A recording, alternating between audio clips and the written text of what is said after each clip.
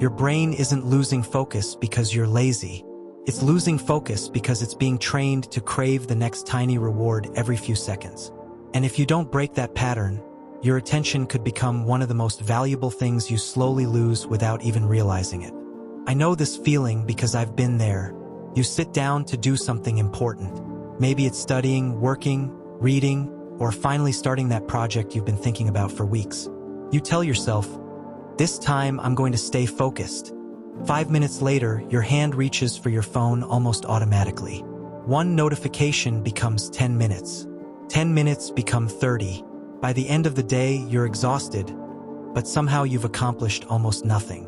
The strange part is that it doesn't even feel good anymore. That's the trap. Most people blame social media, but social media isn't the real problem. The real problem is dopamine, and even that word is often misunderstood. People think dopamine is the pleasure chemical. It isn't. Neuroscientist Dr. Andrew Huberman explains that dopamine is more about motivation and anticipation than pleasure itself. Pushes you to chase the next reward. The quote that completely changed how I think about focus is this: dopamine is not about having. It's about wanting. Read that again. It's not the reward that's controlling you. It's the constant desire for the next reward. Every notification, every short video, every swipe, every refresh teaches your brain that something more exciting is always 1 second away. Slowly, your brain starts comparing everything to those instant rewards. And that's where the damage begins. Reading a book feels boring. Studying feels impossible. Working on a business feels painfully slow. Not because those things changed, but because your brain's reward system did. Imagine eating candy every 5 minutes. Eventually, an apple won't taste sweet anymore. The same thing happens with your attention. When your brain is overloaded with quick dopamine hits, normal life starts feeling dull. Here's something most people never notice. The biggest cost isn't wasting time. It's losing the ability to enjoy slow progress. Think about every meaningful achievement in life. Building a skill, getting fit, learning a language, writing a book, starting a company. None of these give instant rewards. They reward consistency, patience, and delayed gratification.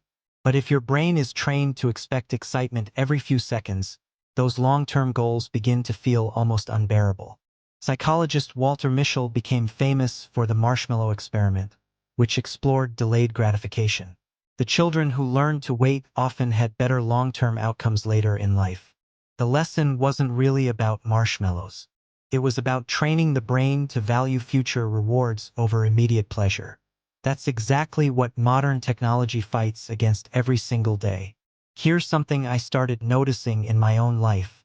Whenever I woke up and checked my phone immediately, the rest of the day felt scattered. My mind kept searching for stimulation.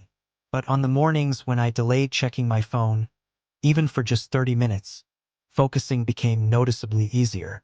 That tiny change revealed something powerful. The first reward you give your brain often sets the tone for everything that follows. Most people try to fix focus by downloading another productivity app or buying another planner. But focus isn't built by adding more tools. It's built by reducing unnecessary rewards. Instead of asking, how can I become more productive? Ask yourself, what is constantly stealing my attention before I even begin? That question changes everything. Here's another hidden secret. Your brain needs boredom. Yes, boredom. Today, we treat boredom like an emergency. The moment we're waiting in line, sitting on a bus, or standing in an elevator, we reach for our phones. But those quiet moments are where your brain resets. They're where creativity appears. They're where ideas connect. Some of your best thoughts don't happen while consuming information. They happen after you stop consuming it. That's why great thinkers often took long walks without distractions. They gave their minds room to wander instead of filling every second with stimulation. So what can you actually do? Start small. Choose one part of your day where your phone stays out of reach. Work for just 25 focus minutes before checking anything. Turn off notifications that don't truly matter. Leave moments of silence instead of automatically opening another app. And most importantly, don't expect your brain to love it immediately. At first, Deep work will feel uncomfortable. That's normal. You're not failing. You're retraining your reward system. Every time you resist the urge to seek instant stimulation, you're teaching your brain that meaningful progress is more valuable than temporary excitement. It won't happen overnight, but one day you'll notice something incredible. You'll finish a task without reaching for your phone. You'll read for an hour without feeling restless. You'll enjoy creating more than consuming. And that's when you'll realize your focus wasn't gone. It was simply buried beneath endless distractions. The world is competing for your attention every second. The people who learn to protect it will have an advantage that becomes more valuable every year. If this made you look at dopamine differently, I'd love to know which part connected with you the most. And if you're interested in more psychology and self-improvement ideas that actually make sense in everyday life, you already know what to do.